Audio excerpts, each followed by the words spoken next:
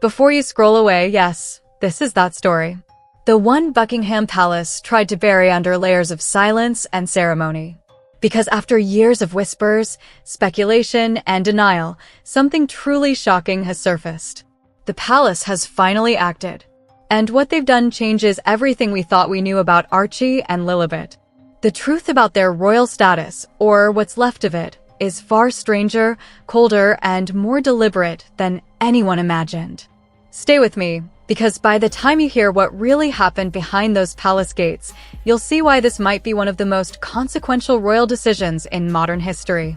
For years, Buckingham Palace maintained a silence so thick it felt intentional. Journalists pressed for explanations.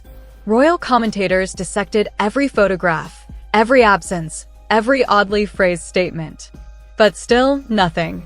No confirmation, no denial, just an icy void where answers should have been. Why, people wondered, were Meghan and Harry's children, Archie and Lilibet, never treated like royal heirs? Why were they missing from official portraits, the balcony appearances, the formal lineups of royal children immortalized through generations? Every royal baby before them had been publicly presented, photographed, and catalogued in the royal archives.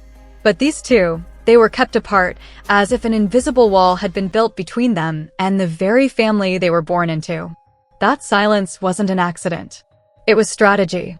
And deep within the palace, behind the ornate facades and the unbroken routine of official duties, something was shifting. Quietly, methodically, legal minds and royal advisors were preparing something monumental. Documents had been drawn up, official, binding, and irreversible. Signatures sealed beneath the royal crest. These weren't routine memos or ceremonial gestures. These were final declarations, the kind that changed family trees forever. And once those documents were complete, the message they carried sent shockwaves through every corner of the monarchy. Archie and Lilibet's royal identities, their claims to the House of Windsor, would no longer stand. Not because of anger, not because of scandal, but because of law. The monarchy, after all, is not built on sentiment. It's built on precedent. Every rule of succession, every title, every ounce of royal privilege flows from one central source: the laws laid down by King George V over a century ago. It was 1917, the first. World War was raging and Britain was in turmoil. The royal family's close blood ties to the German monarchy had become a public relations disaster. Anti-German sentiment filled the streets, and the crown itself faced questions of loyalty. To preserve the institution, King George V issued a decree, the Letters Patent of 1917. It was a short document, but Don't you miss that feeling, getting lost in a story that feels like it was written just for you? If your heart needs a little magic, click on the link in I button or in the description or pinned comment. It's waiting at infowebster.com. Go feel something again. one that defined royal identity with ruthless clarity. It declared who could call themselves prince or princess and under what conditions. 3 rules, deceptively simple but absolute. First, the child must be born of legitimate royal blood. Second, their birth must be officially recorded and recognized by the crown. And third, they must be baptized within the Church of England. No exceptions. No modern reinterpretations. These were the commandments of monarchy, the lines that protected its bloodline from dilution and confusion. And for more than a century, every royal birth was measured against them. Until 2019, when Archie Harrison Mountbatten Windsor entered the world. The world rejoiced. Headlines celebrated the new royal baby, the first of his kind, a symbol of modernity, diversity, and love triumphing over tradition. But behind those joyful headlines, the paperwork told a different story. On Archie's original birth certificate, Meghan was listed under her full legal name, Rachel Meghan Markle. Routine, unremarkable. But then, weeks later, the document changed. Her full name disappeared, replaced with the title, Her Royal Highness the Duchess of Sussex. No announcement, no explanation. Just a quiet edit buried deep in the record books. When journalists unearthed this alteration, confusion erupted. Meghan claimed she had been instructed to make the change. The palace denied involvement. But the real question wasn't who changed it, it was why. Was it a clerical correction, a formality? Or was it a deliberate move to reshape how Archie's birth, and by extension, his royal standing, would be remembered in official history? Because once a royal birth certificate is amended, it becomes more than a legal record. It becomes an instrument of narrative control, a subtle but profound rewriting of royal truth. And that's where the first fracture began. The tiniest crack in the marble wall of royal order. A small, silent detail that hinted that Archie's place in the monarchy was not as secure as the public believed. Then came June 2021. Meghan and Harry welcomed their daughter, Lilibet Diana, a name brimming with symbolism, balancing love and tribute. Lilibet, the Queen's childhood nickname, a term of endearment used only by those closest to her. Diana, a name that carried both pain and reverence, forever associated with the woman who defied the palace and paid the price. It should have been a moment of unity, a bridge between generations. But instead of royal announcements and grand celebrations, there was only silence. No royal doctor's statement.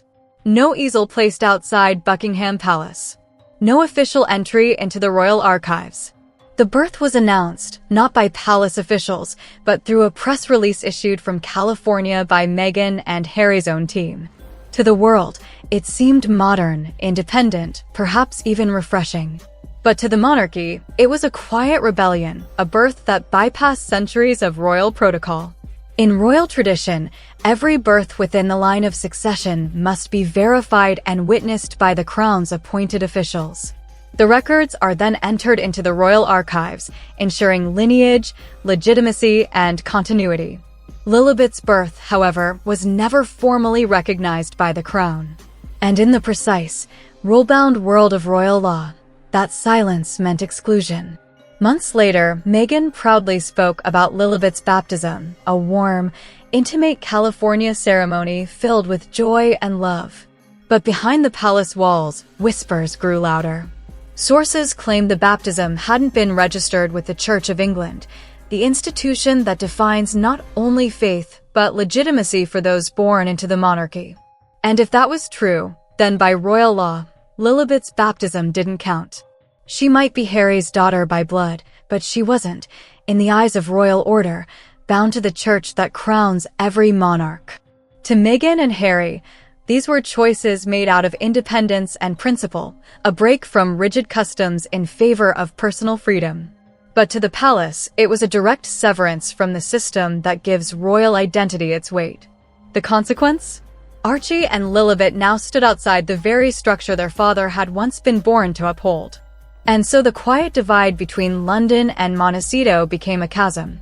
On one side, Meghan, Harry, Archie, and Lilibet building a new life under California's open skies, far from royal formality. On the other, Buckingham Palace still, dignified, bound by history. Inside, clerks updated the ledgers, archivists reviewed records, lawyers revisited the ancient letters patent. What they found was undeniable. The children's circumstances no longer aligned with the crown's strict legal framework. And so the process began. Not loudly, not publicly, but meticulously. Harry pleaded, sources say. He called. He appealed not as a duke or a prince, but as a father. But the replies came back uniform and cold. This was not a matter of emotion, it was one of order. And order must be maintained. Then came the quiet erasure. No ceremony. No televised decree. Just the slow, bureaucratic machinery of the monarchy doing what it has always done, preserving itself. Records were amended. Databases updated. Where once the names Prince Archie and Princess Lilibet appeared, now there was nothing. No rank, no title, no trace. A digital silence as deliberate as the one that had echoed through the palace halls for years. The monarchy didn't need to make an announcement. It simply acted, with the weight of centuries behind it. The message was unmistakable. The crown is eternal because it serves the crown. Not emotion. Not individuals.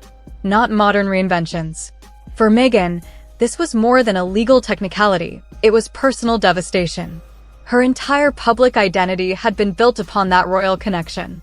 The Duchess of Sussex wasn't just a title, it was a brand, a symbol of transformation, of having crossed from Hollywood glamour into royal legend.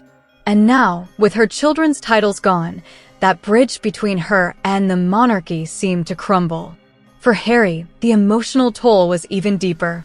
He had traded royal life for freedom, believing he could build a new kind of legacy, one that allowed him to protect his family while preserving his roots. But when he saw his children's names quietly erased from royal history, that illusion shattered. The fairy tale ended not with a scandal, but with silence. Now, Archie and Lilibet grow up oceans away from the palace, surrounded by love, laughter, and the golden light of California. They will know freedom, warmth, and a kind of normalcy their father never had. But they will also grow up outside the lineage their blood once promised. Their names will not be in the royal ledgers. Future historians tracing the House of Windsor will find a blank space where they should have been. And that blank space will speak volumes. It will say that the crown values continuity over compassion. It will say that royal identity is not about family, but about formality. It will say that when the monarchy is threatened by change, it does not bend, it erases. Yet, the story doesn't truly end there. Because even as the palace closes its archives, the world refuses to stop talking. Every appearance Meghan and Harry make, every interview, every glimpse of their children rekindles the question the crown tried to bury. Were Archie and Lilibet victims of ancient rules or casualties of a modern power struggle? Inside royal circles, there are whispers that the late queen had wished for reconciliation, that she never wanted her great-grandchildren written out of history. But after her death, those softer instincts vanished with her. The new reign, colder and more procedural, decided that the Sussex chapter was finished. The monarchy had moved on. But Meghan hasn't vanished. Far from it. She has built her own empire, not of titles and duties, but of influence and image. She appears poised, confident, using her platform to advocate for causes she believes in. The crown may have stripped her children of titles, but it cannot control public memory. Harry, too, remains haunted yet resolute. His memoirs, his documentaries, his every word reveal a man still wrestling with identity, torn between loyalty to the institution that raised him and love for the family that freed him. The palace may have erased Archie and Lilibet from royal records, but in Harry's heart, they remain his legacy. So yes, Buckingham Palace made its move. It struck their names from history. But history is not so easily contained. Because somewhere between London's shadow and California's light, a new kind of royalty is being born, one defined not by decrees, but by defiance. Archie and Lilibet may never stand on the Buckingham balcony. They may never wear royal robes or curtsy before the crown. But their story, born of silence and courage, will endure in the hearts of those who see them not as erased heirs, but as symbols of a changing world, one where love, not lineage, writes the next chapter. And that, in the end, might be the crown's greatest oversight. Because once the palace turned away, it created something even more powerful than royal recognition, a story that no decree can ever erase.